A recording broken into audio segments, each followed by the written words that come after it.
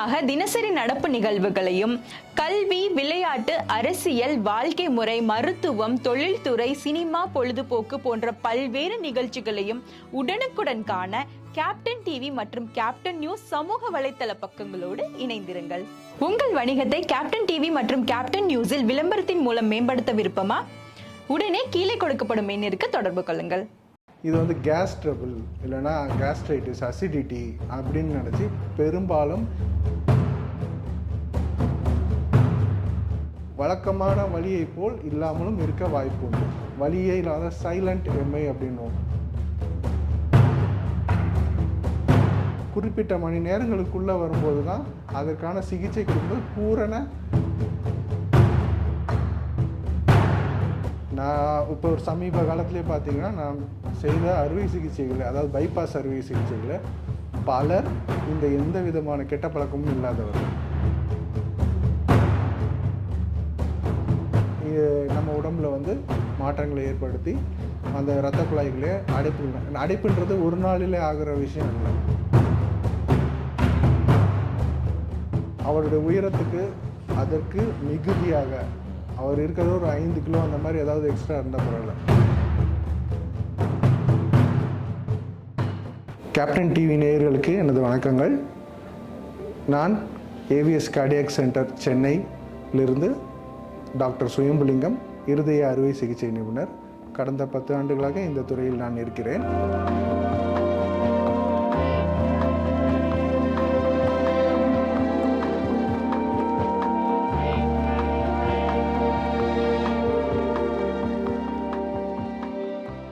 Sir, சமீப காலமாக after Covid பார்த்தீங்கன்னா ஹார்ட் பிரச்சனை, ஹார்ட் அட்டாக்கு, இந்த மாதிரி யங்ஸ்டர்ஸ், அதாவது ஸ்கூல் படிக்கிற பிள்ளைங்கள்லேருந்து வயசானவங்க வரைக்கும் தொடர்ந்து இந்த ஹார்ட் ரிலேட்டடான பிரச்சனைகள் வந்துக்கிட்டே இருக்குது.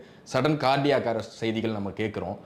ஒரு குறிப்பாகவே ஒரு அவேர்னஸ் இல்லாமல் இருக்கும்ன்றது ஒரு கேள்வியாக இருக்குது. ஸோ நான் என்ன கேட்குறேன், ஒருத்தருக்கு இதய பிரச்சனைகள் இருக்குது, ஹார்ட்டில் ஒரு ப்ராப்ளம் இருக்குன்னா அதை எப்படி ஐடென்டிஃபை பண்ணிக்கணும் சார்?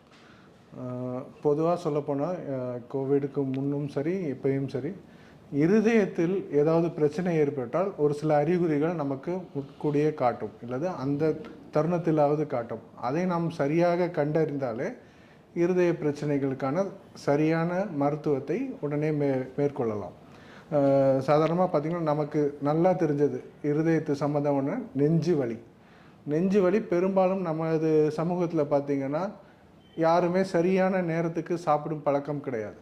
அதனால் இது வந்து கேஸ் ட்ரபிள் இல்லைன்னா கேஸ்ட்ரைட்டிஸ், அசிடிட்டி அப்படின்னு நினச்சி பெரும்பாலும் இருதய வலியை அதை பெரிய பொருட்டாக எடுக்காமல் அதற்கான சரியான வைத்தியத்தை எடுக்காமல் விட்டு விடுகிறார்கள். இதனால் மிகவும் முற்றிய நிலையில் அவர்கள் இருதய நோய்க்காக வைத்தியம் எடுக்கும் நிலை ஏற்படுகிறது. இதனாலேயே பெரும்பாலான உயிரிழப்புகள் ஏற்பட வாய்ப்பு இருக்கிறது. இதை சரியாக கவனித்து சரியான நேரத்தில் வைத்தியம் எடுத்தாலே அதற்கான தீர்வு சரியாக இருக்கும். ஸோ முதல் பார்த்திங்கன்னா நெஞ்சு வலினாலும் அது மிகவும் கடுமையான நெஞ்சு வலி. அதாவது டிப்பிக்கலாக சொல்கிறதுனா யானை நெஞ்சில் ஏறி மிதிக்கிற மாதிரி இருக்கும், இல்லைனா அது அப்படியே இருதயத்தை அப்படியே கசக்கி பிழிவது போன்ற ஒரு வலி ஏற்படும்.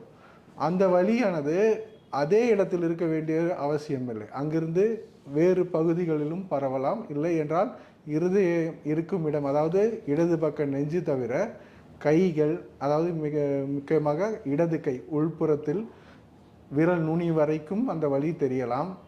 தாடை, இடது தோள் அல்லது முதுகு இந்த பகுதியில் மட்டும் இல்லாமல் மேல் வயிறு, அதாவது எபிகாஸ்ட்ரியம் சொல்வோம், அதாவது வயிறு இருக்க உணவு இது பை இருக்கக்கூடிய பகுதியிலும் இந்த வலி பெரும்பாலும் தெரியலாம்.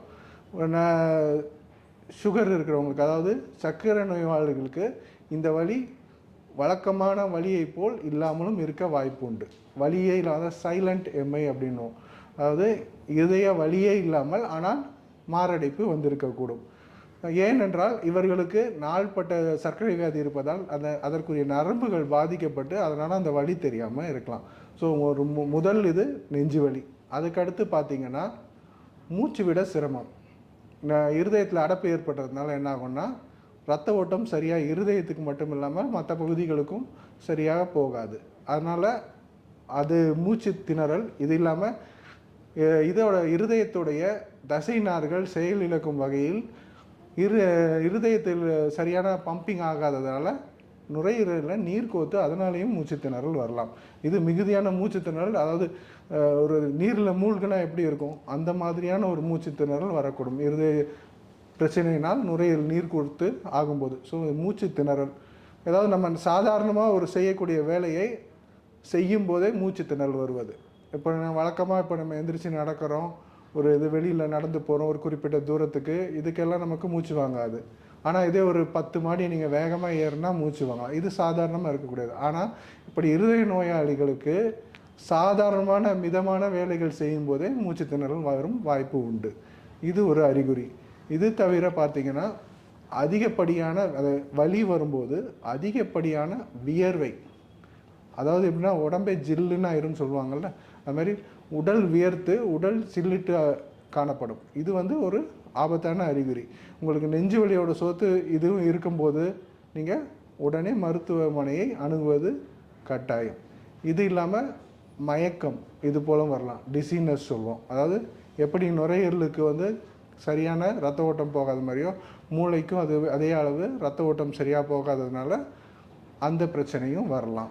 இது இல்லாமல் மிகுதியான இருமல், இதுவும் இதற்கான அறிகுறி, இருதய நோய்க்கான. ஸோ இது எல்லாமே இருக்கலாம். ஒருத்தருக்கு இந்த பிரச்சனைனா எத்தனையும் இருக்கணும்னு அவசியம் இல்லை. ஒருத்தருக்கு ஒரு சில அறிகுறிகள் மட்டுமே காணப்படலாம். Depends on the health condition பொறுத்து. அது இல்லாமல் இந்த வலியோடு கூடிய வாந்தி, மிகுதியான வாந்தி, இது பெரும்பாலும் என்னென்னா அசிடிட்டினால அஜீரண கோளாறுன்னு நினச்சி நிறைய பேர் அதுக்கு வைத்தியம் அந்த உடனே செஞ்சுக்காமல் அந்த கோல்டன் பீரியடை விட்டுருவாங்க. அதாவது ஒரு இருதய பிரச்சனை வரும்போது குறிப்பிட்ட மணி நேரங்களுக்குள்ளே வரும்போது தான் அதற்கான சிகிச்சை கொடுக்கும்போது பூரண ஒரு வைத்தியத்தை கொடுக்க முடியும். அந்த வைத்தியம் எளிதாகவும் இருக்கும், அவர்களை காப்பாற்றும் தன்மையும் எளிதாக இருக்கும். அந்த பீரியடை மிஸ் பண்ணக்கூடாது. ஸோ இதை வேறு பிரச்சனைகளோட குழப்பிக்கொள்ளாமல் இருக்கிறது நல்லது. நீங்கள் சொன்ன மாதிரி இந்த பொதுவாகவே இருதயம் தொடர்பான பிரச்சனைகள் எங்கே குழப்பம் வருதுன்னா, நீங்கள் சொன்னது மாதிரி இந்த கேஸ்ட்ரிக் பெயினோட சேர்த்து கன்ஃபியூஸ் ஆகிக்கிறாங்க. ஆமாம். அதாவது நார்மலாக இப்போ சில பேருக்கு குத்தல் இருக்கும், ஒரு பக்கம் அழுத்துற மாதிரி இருக்கும். இந்த குழப்பம் வரக்கூடாதுன்னா ஜென்ரலாக பேஷண்ட்ஸ் என்ன பண்ணணும்? இல்லை, பெரும்பாலும் நம்ம அதை நேரம் தவறாமல் சரியான நேரத்தில் சாப்பிடுவது, சரியான உணவை சாப்பிடுவது. இப்போ நீங்கள் நல்ல ஒரு காய்கறி பழங்கள் இந்த மாதிரி மிகுதியாக எடுத்துக்கொண்டு கொழுப்பு அளவுகள், அதான் சொன்ன சமச்சீர் உணவு சாப்பிடுவது மிகவும் முக்கியம். அது இல்லாமல் உடல் உழைப்பு, போதுமான உடல் உழைப்பு இருக்க வேண்டும். செடென்ட்ரி லைஃப் ஸ்டைல் இருக்கக்கூடாது. அதாவது எதை ஒரு பொருள் எடுக்கிறனாலும் யாரையாவது போய் எடுத்து சொல்கிற மாதிரி அந்த மாதிரியாக இருக்கக்கூடாது. தன்னுடைய வேலைகளை தானே செய்வது, அது இல்லாமல் ஒரு மிதமான உடற்பயிற்சி ரெகுலராக செய்கிறது. இது இல்லாமல் உணவு பழக்க வழக்கங்கள், இதுவும் மிக முக்கியம். இவை இருக்கும்போதே ஜீரண கோளாறுகளும் பெரும்பாலும் இருக்காது. லைஃப் ஸ்டைலை ப்ராப்பராக மெயின்டைன் பண்ணணும். ஆமாம், இது ரொம்ப ஜங்க் ஃபுட்ஸ் அதை அதிகமாக உட்கொள்கிறது இதுக்கு முக்கியமான காரணம். அதனால் பெரும்பாலும் நம்ம உணவு பழக்க வழக்கத்தினாலையும் நம்மளுடைய பழக்க வழக்கங்களையும் மது மற்றும் சிகரெட்டு இந்த பழக்கங்களும் இதோட சேரும். ஸோ இதெல்லாம் இருக்கும்போது அவங்களுக்கு இதனால் ஆகியிருக்கலாம் அப்படின்ற குழப்பம் வர்றதுக்கு நிறைய வாய்ப்பு இருக்குது.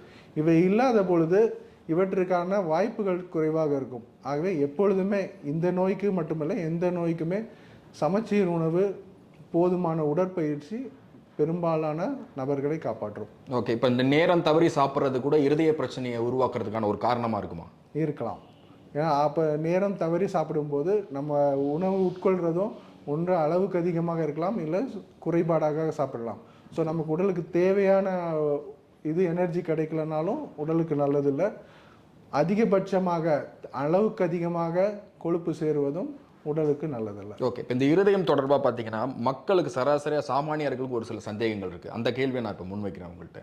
இப்போ எந்த கெட்ட பழக்கமும் இல்லை, சரக்கு அடிக்கல, தம் அடிக்கல, எனக்கு எந்த பழக்கமும் இல்லை, ஆனால் எனக்கு ஹார்ட் அட்டாக் வருது அப்படிங்கிற ஒரு கேள்வி இருக்குது. அது எதனால்? இது நானே சொல்லுவேன்.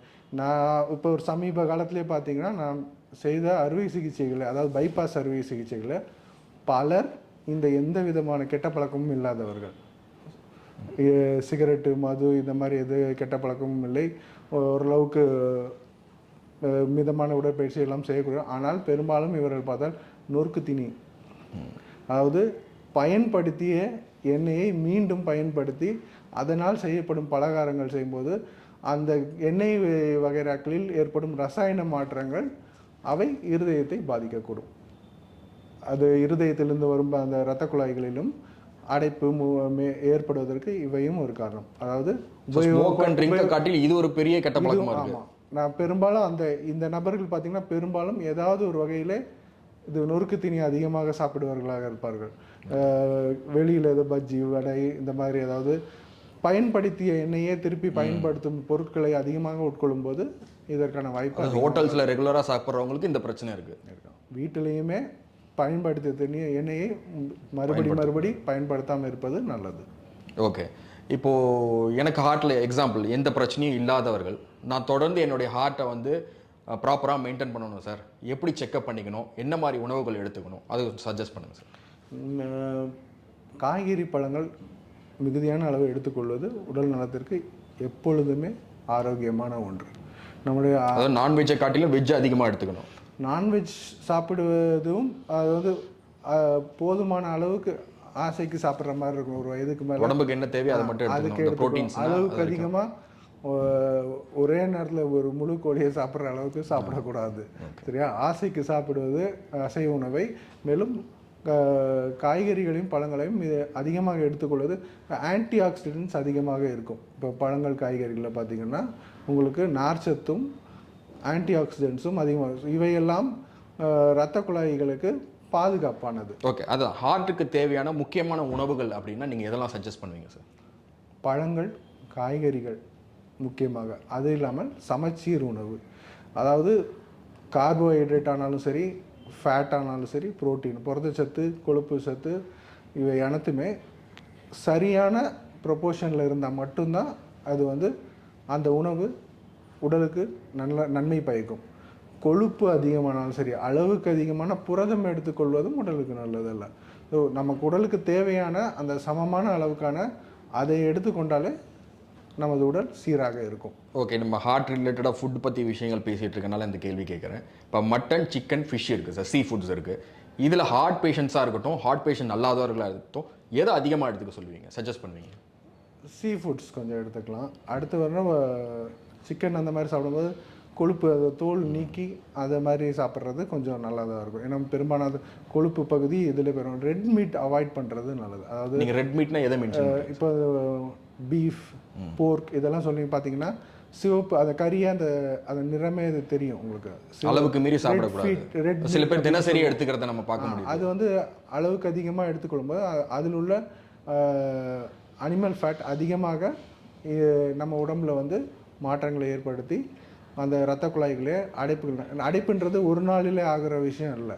இது நாள்பட சிறிய வயதிலிருந்தே சிறிதாக கொழுப்பு அந்த இரத்த குழாய்களை அடைத்து அவை தான் பிற்காலத்தில் இந்த மாரடைப்பு அனைத்தையும் ஏற்படுத்துவதற்கான ஒரு இது பொருளாக இருக்கிறது. ஆகவே நாம் சிறிய வயது முதல் கொண்டே ஒரு சீரான உணவு பழக்கத்தை எடுத்துக்கொள்வது மிக முக்கியம். ஏன்னா ஹார்ட் அட்டாக் வராமல் தடுக்கிறது இது நினச்சி இந்த ஒரு வாரத்திலேயே நடக்கிற விஷயம் கிடையாது. நடுத்தர ஏன்னா சின்ன வயசில் ஓரளவுக்கு சாப்பிட்றது எல்லாமே ஓரளவுக்கு நல்ல ஜீரணம் ஆகிறதும் சரி, மற்றபடி ஓரளவுக்கு பெற்றவர்கள் வாங்கி கொடுக்கறதுக்கு ஏற்ற மாதிரி சாப்பிட்றதா இருக்கும். ஒரு வயதுக்கு மேல் நாம் தான் அதை முடிவு செய்வோம். ஸோ அந்த பீரியட்லேருந்து கொஞ்சம் காய்கறி பழங்கள் நல்லா சாப்பிட்டுட்டு, ரொம்ப இந்த ஜங்க் ஃபுட்ஸ் இப்போ நிறைய பேர் பார்க்குறோம் அளவுக்கு அதிகமான இந்த பர்கர், பீஸா அந்த மாதிரி ஐட்டங்களை சாப்பிட்டுட்டு ஸ்ட்ரீட் ஃபுட்ஸ் அளவுக்கு அதிகமான உடல் பருமனுடன் இருக்கிறார்கள். இல்லை, என்னுடைய அடுத்த கேள்வி அதுதான். பெரும்பாலான இதய பிரச்சனைகள் வர்றதுக்கான முதல் காரணமாக எது இருக்குன்னா ஃபிசிக்கல் ஆக்டிவிட்டி இல்லாதது இருக்கு. ஸோ அதை பற்றி சொல்லுங்க டாக்டர். செடன்ட்ரி லைஃப் ஸ்டைல் அப்படின்னுவோம். அதாவது நாம் வந்து சாப்பிட்ற உணவு ஜீரணமாகிற அளவுக்கு நம்ம வேலை செஞ்சாகணும். சரியா? அதாவது இன்டேக் அவுட்புட். சரியா? உள்ளே எவ்வளோ எடுத்துக்கிறோமோ அந்த அளவுக்கான ஃபிசிக்கல் ஆக்டிவிட்டி இருக்கணும். அப்போ தான் அந்த உணவு தேவையில்லாமல் உடலில் சேராமல் இருக்கும். ஸோ இது அதிகமானாலும் சரி, அதாவது உள்ளே செல்லும் உணவு அதிகமாகவும் கூடாது, உடல் உழைப்பு மிகவும் குறைந்தும் போகக்கூடாது. So there should be a balance between both. இது ரெண்டுமே ஒரு சம அளவில் இருக்கும்போது தான் அனாவசியமான இது உடலில் சேருவது, அனாவசியமான எனர்ஜி, இது டிபெண்ட் ஃபேட் இதெல்லாம் வந்து அக்குமுலேட் ஆகிறது குறையும். ஸோ உடல் பருமன் வந்து ஒரு முக்கிய காரணம். இளம் வயதிலேயே உடல் அதிகபட்ச பருமன் வழக்கமாக இப்போ இருக்கிறத விட அந்த வயதுக்கு அந்த உடல் அளவு அவருடைய உயரத்துக்கு அதற்கு மிகுதியாக அவர் இருக்கிறது ஒரு 5 கிலோ அந்த மாதிரி ஏதாவது எக்ஸ்ட்ரா இருந்தால் பரவாயில்ல. பெரும்பாலும் பார்த்தீங்கன்னா அப்படியே 2 மடங்கு 3 மடங்கு அதிகமாகலாம் நிறைய பேர் இருக்கிறாங்க. ஸோ இந்த மாதிரி இருக்கும்போது இவர்களுக்கு அதிகப்படியாக உற்பத்தியாகும் கொழுப்பு எல்லாம் போய் ஈரல் மற்றும் இரத்த குழாய்களிலே தேங்கும் தன்மை ஏற்படும்.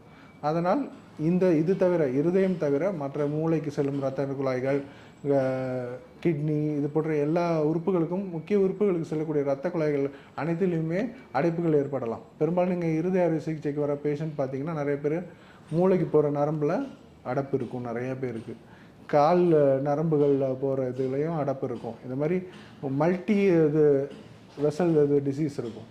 ஸோ அந்த ஒரு இது மட்டும் இல்லை, மற்ற எல்லாத்துலேயுமே பாதிப்பு ஆகிறதுக்கு வாய்ப்பு இருக்குது.